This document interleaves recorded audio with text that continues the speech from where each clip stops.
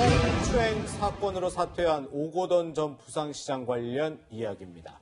미래통합당에서는 오거돈 전 부산시장의 성비위를 총선 전에 청와대와 야당이 알고 있던 것 아니냐, 이런 의혹을 제기하고 있습니다. 미래통합당 심재철 대표 권한대행의 오늘 아침 발언 들어보겠습니다. 현행범인 오거돈을 즉각 긴급 체포해야 합니다. 문재인 정권은 같은 편이라고 특혜를 주는 것입니까? 공정에 나선 법무법인이 문재인 대통령이 만든 법무부인 부산이고, 현 대표인 정재성 변호사는 노무현 전 대통령의 조카 사위이며 오거돈 캠프에서 인재영입위원장을 했던 사람입니다. 이런 특수관계인데 어느 국민이 청와대가 몰랐다고 믿을 수 있겠습니까? 지난 선거 기간 중에 이해찬 민주당 대표가 야당이 총선용 정치 공작을 준비하는 것 같다라고 말한 적이 있습니다. 아마 이것이 바로 오거돈 사건을 염두에 뒀던 것이 아닌가 의심할 수밖에 없습니다.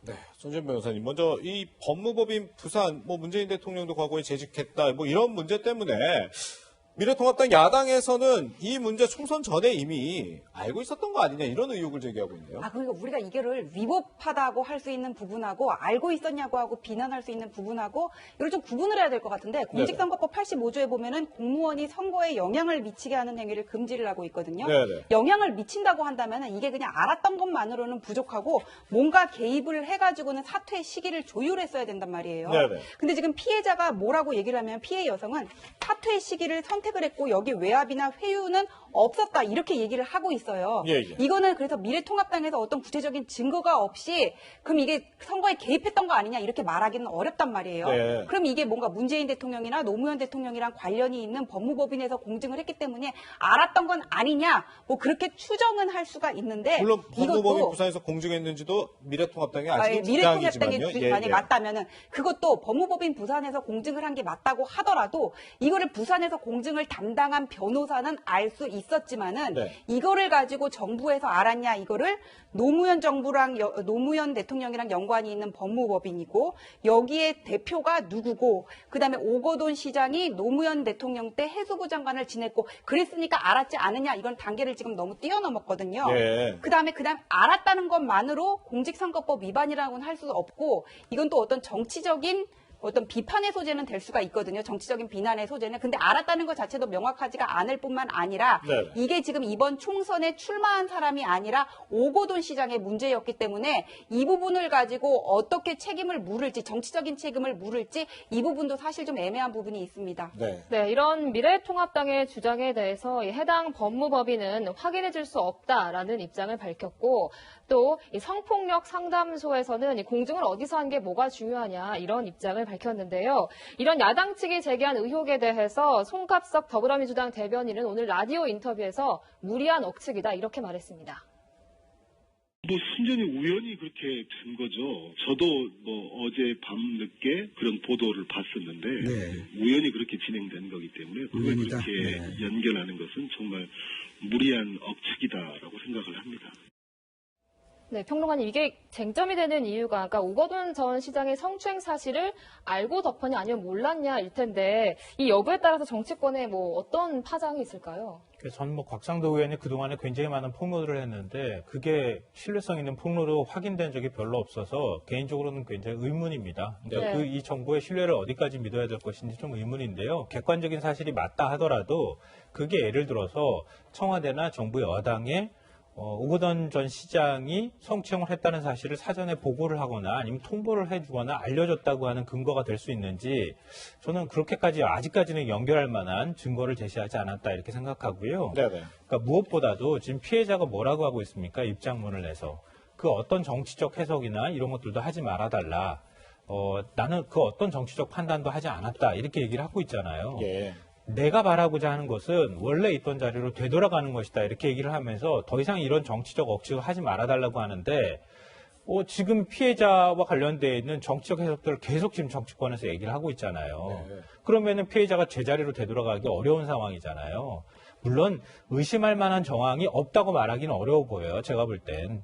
마침 공교롭게도 총선 기간하고 딱 그 직전에 이 사건이 터졌고 그 기간하고 맞물리는 것은 맞기는 하지만, 그렇다고 해서 그 사건을 일부러 그 시기에 만든 건 또 아니잖아요.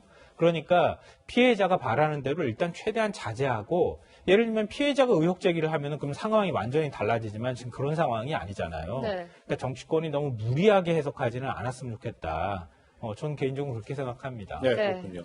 지금 미래통합당은 또 곽상도 의원, 이 의혹을 제기한 곽상도 의원을 책임자로 하고 구성원은 당선인 포함해서 10명 이내로 하는 더불어민주당 성범죄 규명하는 진상조사팀을 만들겠다 이렇게 얘기를 하고 있습니다. 이 회의는 오늘 오후에 또 개최할 예정이라고 하는데 또 어떤 얘기가 나오는지 한번 지켜봐야 될 것 같은데 일단 민주당은 좀 거듭 사과하고 있어요. 오늘 아침에도 이해찬 대표 사실 조금 며칠 지나긴 했지만 또 사과한다는 얘기를 밝혔는데 오후 2시에 윤리심판원 열어서 오거돈 이 전 시장의 징계 여부 결정한다고 하는데 어느 정도 수위 나올 걸로 보이나요? 당연히 이미 밝힌 바대로 제명 조치가 나올 거라고 생각합니다. 예. 그리고 이거 하나로 그냥 끝날 사안은 아니고요. 네. 당 차원에서 어떻게 이런 사건들이 다시 재발되지 않도록 하는 그런 대책을 만들 것인지 이런 부분까지 한꺼번에 같이 내놔야 한다. 네. 그러니까 우리가 사과의 원칙이라고 몇 가지 이렇게 얘기할 때마다 나오는 것이지만 네.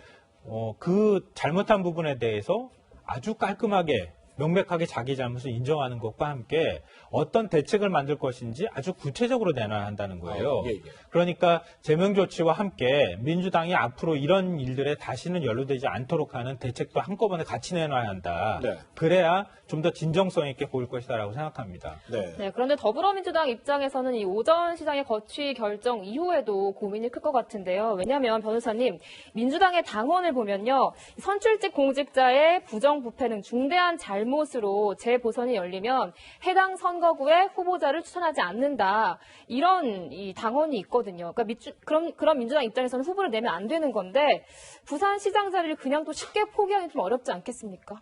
그래도 고민될 수 있는 부분이지만은 당원 당규상 뭐라 그랬어요. 부정부패 등 중대한 잘못으로 재보선이 열릴 경우에 추천하지 않는다 그렇게 얘기를 했거든요. 그다음에 그리고 부적절한 행위가 있었다는 것은 뭐 경중에 상관없이 그런 그 사족을 붙여가지고 논란이 되기는 했지만은 그거는 오거돈 시장도 인정을 했으니까 본인이 사퇴까지 인정을 한 부분이거든요. 그럼 부정부패 등 중대한 잘못에 성범죄는 포함이 안 된다고 볼 것이냐? 당연히 포함이 된다고 보는 게 맞지 않습니까? 네. 그런 원칙론에서 볼 때는 이 당원 당규에 따라서 해당 선거구의 후보자를 추천하지 않는 게 맞는 거죠. 예. 김성환 평론가님은 좀 어떻게 보시나요? 지금 뭐 사실 오거돈 전 시장 포함해서 PK 민주당 소속 그 지방자치단체장들이 모두 수사받거나 재판받는 상황이 돼버렸거든요. 이 부산 결국에는 공천 자체를 포기할 수 있을까요? 글쎄요. 1년 뒤의 상황을 우리가 미리 예측해가지고 얘기한다는 게 참 정치권 얘기로서 헌법에는 좀 맞지는 않다고 개인적으로 생각하고요. 최근에 차기 누가 출마할 것이냐 이런 얘기도 벌써부터 얘기 나오는데 벌써 이름이 나오죠. 사실 내년 4월의 일입니다. 네. 지금 미리 얘기한다는 게 과연 어디까지 얘기가 설득력 있게 들리실지 그것도 예. 좀 의문이기도 합니다. 네. 어찌됐든 출마를 하고 안 하고를 떠나서 그 마지막으로 최종적으로 또 결정을 민주당에서 하겠지만 이번 일을 계기로 해서 앞서 말씀드렸던 것처럼 다시는 이런 일이 발생하지 않도록 하는 거라든가 네. 책임 있는 자세를 집권 여당으로서 보여줘야 할 문제라든가 이런 것들은 충분히 민주당에서 숙지하고 있을 거라고 생각하고요. 그런 예. 태도를 보이는 게 일단 중요하다고 보고 예. 마지막에 내년에 그 보궐선거에 다시 이제 선거전이 시작이 되면 아마 이 얘기가 다시 나올 겁니다. 네. 그때 가서 민주당이 어떻게 판단할 것인지 좀 지켜보면 어떨까 싶고요. 네. 지금 말씀하셨던 것처럼 지금 울산도 마찬가지고요. 그리고 경남도 그렇고 네. 여러 가지 사건에 지금 연루가 되어 있는 상황이에요. 네. 선거 개입 의혹부터 시작해서 예. 일명 드루킹 사건이라든가 그렇죠. 이런 것들도 다 있는데 그러니까 당사자들은 이 부분에 대해서 지금 반발하고 있는 상황이잖아요. 네. 아직 최종심이 나오지 않은 상황이기 때문에 아마 제가 볼 때는 한 1년 이내는 나오지 않을까 생각되거든요. 네. 그러니까 최종심이 나오면 그것에 따라서 책임지는 건 책임져야 할 부분들은 책임지는 모습을 보여야 한다고 생각합니다. 네. 네, 오거돈 전 부산시장의 성범죄 사건을 두고 벌어지고 있는 정치권 공방까지 다뤄봤습니다. 두 분간 여기서 인사드리겠습니다. 고맙습니다.